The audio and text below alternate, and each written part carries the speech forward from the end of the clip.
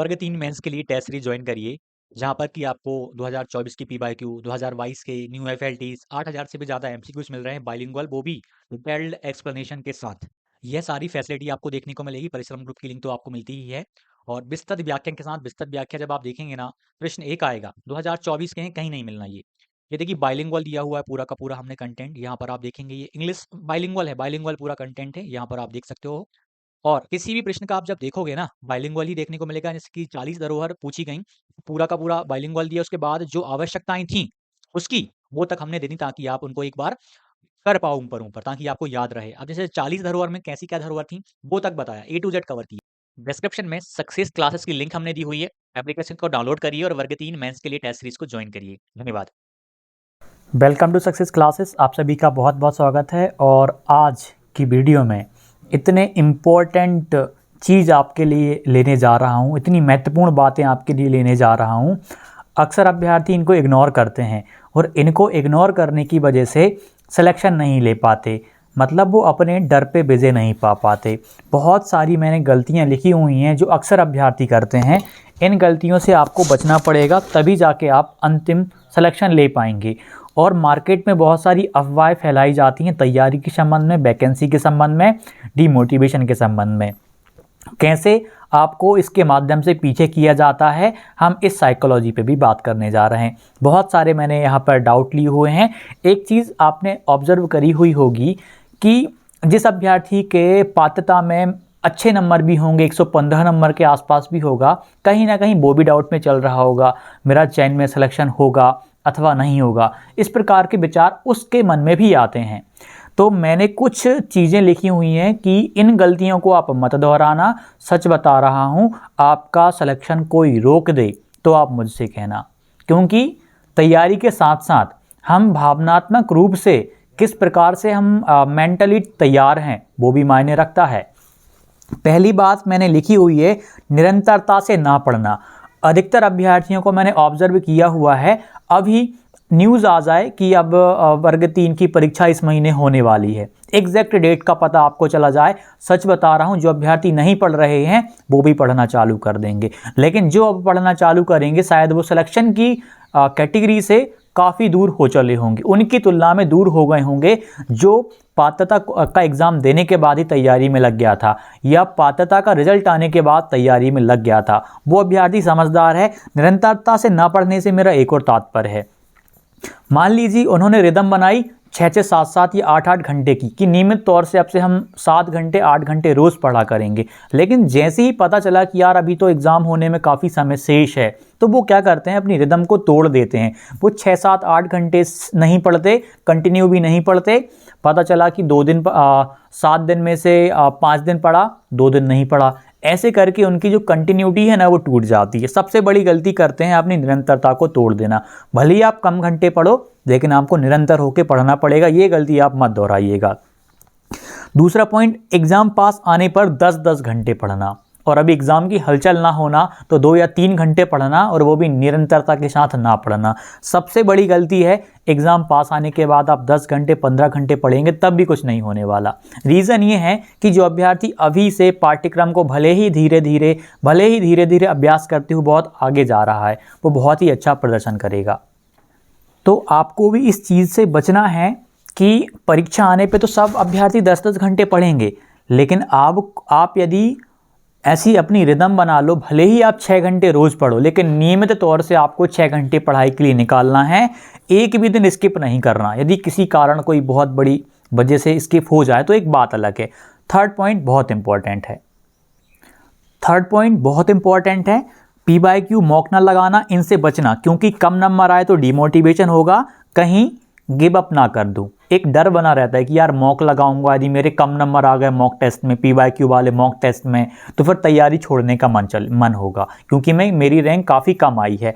तो एक सबसे बड़ी गलती ये होती है। और एक अभ्यर्थी जो भले ही कम नंबर आ रहा है, कम से कम अपनी गलतियों से नित्य प्रतिदिन सीख रहा है, वो अभ्यर्थी को देखना एक ना एक दिन बहुत टॉप लोगों में आने लगेगा। और वो अभ्यर्थी जो डर रहा है कि यार कहीं मैंने अपना स्कोर कम देखा, डिमोटिवेशन होगा, कहीं मैंने अपनी तैयारी छोड़ दी तो क्या होगा, तो इस प्रकार का डर होना, इस प्रकार का डिमोटिवेशन होना कम नंबर का, इस वजह से प्रश्नों का अभ्यास ना करना, टेस्ट ना लगाना, ये सबसे बड़ी गलती है। आपको इससे बचना है। यदि आप ये गलती कर रहे थे, आप इसको सुधारिए। आप एग्ज़ाम पास आने का वेट कर रहे हैं तभी आप तैयारी स्टार्ट करेंगे तो आप बहुत बड़ी गलती कर रहे हैं। आप भी इसको सुधारिए। भले ही आप 3 घंटे 4 घंटे ही निरंतर दो, फिर भी आप अध्ययन के लिए समय निकालिए। 4th पॉइंट, दूसरों की बातों में जल्दी आ जाना, अफवाह पर ध्यान देना और फैलाना। अधिकतर आपने सोशल मीडिया पे भी देखा होगा, अभी भर्ती के लिए बहुत सारी चीज़ें आपको देखने को मिलेंगी। कई अभ्यर्थी बिल्कुल फुल नेगेटिव वे में बोलेंगे कि अब तैयारी करने का मतलब नहीं, खुद बोल रहे हैं कि तैयारी नहीं करना दूसरों से और खुद तैयारी कर रहे हैं। इस प्रकार की अफवाह कई अभ्यर्थी फैलाते हैं कि कोई सी भी न्यूज़ छोटी सी भी आ जाती है, ऑफिशियल डेटा कुछ नहीं आया, फिर भी चीज़ें सामने आती हैं, तो वहाँ पर एक बहुत बड़ा साइकोलॉजिकल चीज़ चलती है इसके पीछे। कोई सी भी नेगेटिव यदि मार्केट में न्यूज़ आ गई तो अधिकतर अभ्यर्थी जो पढ़ रहे हैं कई बार वो भी इस चीज़ को फैलाते हैं कि अब तैयारी का कोई मतलब नहीं। जैसे वैकेंसी का अभी जैसे ऑफिशियल डेटा नहीं आया फिर भी चल रहा होगा कि वैकेंसी कितनी आएंगी, क्या आएंगी, इस चीज़ पे ज़्यादा ध्यान देना। इसके मतलब ज़्यादा ध्यान किस पे देना चाहिए? तैयारी पे। ऑफिशियल डेटा नहीं आया, कुछ नहीं आया, तब तक कुछ भी नहीं कहा जा सकता। तो अधिकतर अभ्यर्थी इस टाइम पे क्या करते हैं, इस चीज़ की नकारात्मकता को फैलाते हैं कि वैकेंसीज नहीं आने वाली, बहुत कम आने वाली हैं, तैयारी करने का कोई मतलब नहीं, और खुद तैयारी कर रहे होंगे, दूसरों से बोलेंगे कि आप तैयारी मत करो, वैकेंसीज तो आने वाली नहीं, ना के बराबर आएंगी। तो इन लोगों से बचिए आप अपनी तैयारी कंटिन्यू करते रहिए। सबसे मेन चीज़ ये है कि उनकी सोशल मीडिया का ज़माना है, एक ग्रुप में मैंने मैसेज डाला नेगेटिव की तैयारी मत करो, वैकेंसीज आने वाली नहीं है, या आने वाली हैं तो 100-200 या ना के बराबर आएंगी। तो कम से कम 1000 अभ्यर्थी जुड़े हुए हैं तो 200-300 तो ऐसे होंगे जो डिमोटिवेट होकर तैयारी को कहीं ना कहीं साइड में कर देंगे।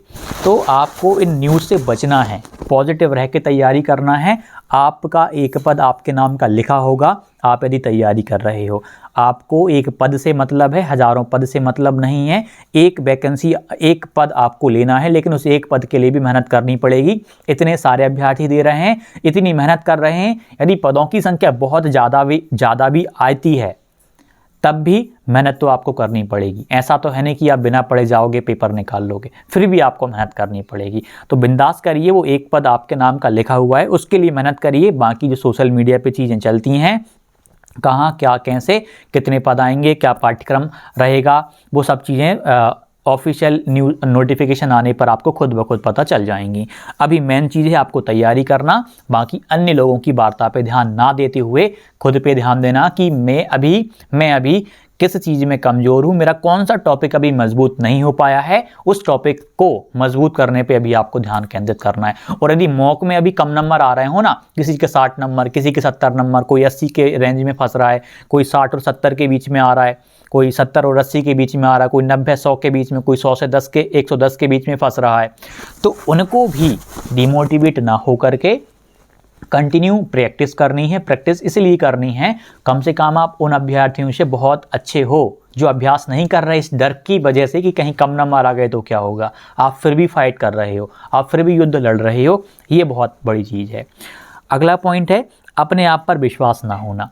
अधिकतर अभ्यर्थी कॉन्फिडेंट ही नहीं होते, विश्वास ही नहीं होता। उन्हें अपने आप पे कहते हैं ना, आत्मविश्वास बहुत ज़रूरी है। तो अतिविश्वास ज़रूरी नहीं है, आत्मविश्वास अपने आप पे हो कि मैं तैयारी कर रहा हूँ, तैयारी कर रही हूँ, मुझे विश्वास है। मतलब एक प्लानिंग बनाया करो, एक सातर रणनीति बनाया करो। मेरा इससे तात्पर्य है कि आपके पास पाठ्यक्रम है, ये आपके पास पाठ्यक्रम है, जो भी पाठ्यक्रम फ़िलहाल अभी आप फॉलो कर रहे हो, भले ही आप प्री लेवल के हिसाब से पढ़ रहे हो, तो आपको दिमाग लगाना है कि यार ये वाला टॉपिक मेरा अच्छा हो गया, पिछला वाला मॉक लगा, इस टॉपिक के मेरे प्रश्न सही जा रहे हैं। और फिर आपका मेरा ये वाला टॉपिक मैथ्स में मान लो आपका क्वाड्रेटिक इक्वेशन, द्विघात समीकरण अच्छे से नहीं हुआ, बहुपद अच्छे से नहीं हुआ, हाँ इस वाले टॉपिक के मेरे प्रश्न गलत जा रहे हैं, इस वाले को मुझे और मजबूत करना है। भले ही मुझे यूट्यूब पर किसी की 2 घंटे की 3 घंटे की मैराथन देखना पड़े, प्रश्नों का अभ्यास करना पड़े, इस प्रकार से एक विश्वास अपने आप के अंदर खुद ब खुद विकसित भी होने लगेगा। आप विश्वास मानिए, आत्मविश्वास एकदम से नहीं आएगा। एक चीज़ आपने ऑब्जर्व करी हुई होगी, किसी मॉक टेस्ट में मान लीजिए अभी तक आपके 70 या 80 के बीच में आपके नंबर आ रहे थे और एक मॉक दिया आपके 95 या 90 प्लस आ गए, 10 से 15 नंबर आपके बढ़ गए, आपका आत्मविश्वास क्या हो जाएगा? बढ़ जाएगा ना। और ये आत्मविश्वास बढ़ाने के लिए आपको साथ में तैयारी भी करते रहना पड़ेगा, अभ्यास भी करते रहना पड़ेगा, अपने पाठ्यक्रम को जिनमें आप कमज़ोर हो उनको मजबूत भी करता रहना पड़ेगा, तब जाके आप ये चीज़ कर पाओगे। तो मैं जिन चीज़ों की जो बातें आपके सामने रख रहा था, आशा करता हूँ आप समझे होंगे। उसमें सबसे बड़ी चीज़ है, सभी चीज़ों को यदि हम साइड रखते हैं तो कंटिन्यूटी। कंटिन्यूटी मतलब कंटिन्यूअस रहकर निरंतरता, निरंतर रह के जो अभ्यर्थी तैयारी करेगा अंतिम में वही सिलेक्शन पाएगा। बाकी आपने 5-6 दिन तक 6-6 7-7 घंटे पढ़ा, उसके बाद में आपने 3-4 दिन तक बिल्कुल नहीं पढ़ा, डिमोटिवेशन में आप रहे, तो आपका आप सिलेक्शन के दायरे से बहुत दूर होते जाएंगे। आप अन्य अभ्यर्थियों की तुलना में जो सेल्फ मोटिवेट होकर के तैयारी में लगे हुए हैं, इन चीज़ों पे ध्यान दे रहे हैं कि मैं निरंतर पढ़ते जाऊंगा, एक समय ऐसा आएगा मेरा पाठ्यक्रम काफ़ी कवर हो जाएगा और उच्च स्तर पे जाके तैयार हो जाएगा, उनके सिलेक्शन को कोई ना रोक पाएगा।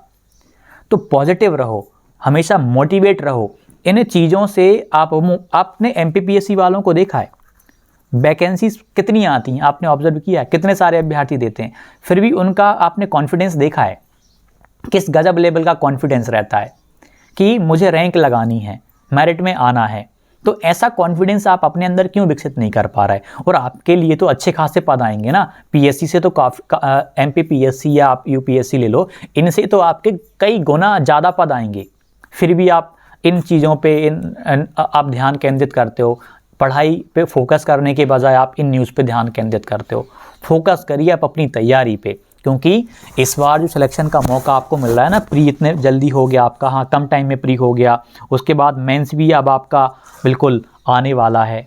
तो आप इस टाइम तैयारी नहीं करेंगे तो कब करेंगे? निरंतर इस टाइम नहीं रहेंगे तो आप कब रहेंगे? एमपीपीएससी या जो सिविल सर्विसेज की तैयारी करते हो, चाहे एसएससी की तैयारी करते हो, 1-1 साल 2-2 साल निरंतर रहते हैं तैयारी में, कंटिन्यू रहते हैं, तब जाके फाइनल सिलेक्शन ले पाते हैं। यहाँ पे तो आपको मात्र कुछ समय 4 या 5 महीने ही कंटिन्यू रहना है और इसमें आपकी गवर्नमेंट जॉब लग गई।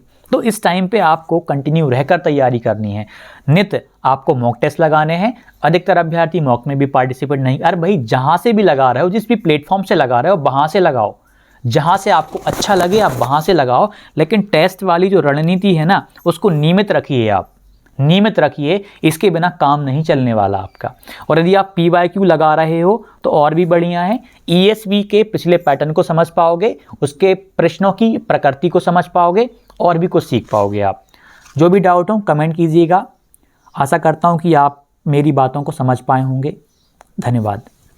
वर्ग 3 मेंस के लिए टेस्ट सीरीज ज्वाइन करिए, जहां पर कि आपको 2024 की PYQ, 2022 के न्यू FLTs, 8000 से भी ज़्यादा MCQs मिल रहे हैं बाइलिंगुअल, वो भी डिटेल्ड एक्सप्लेनेशन के साथ।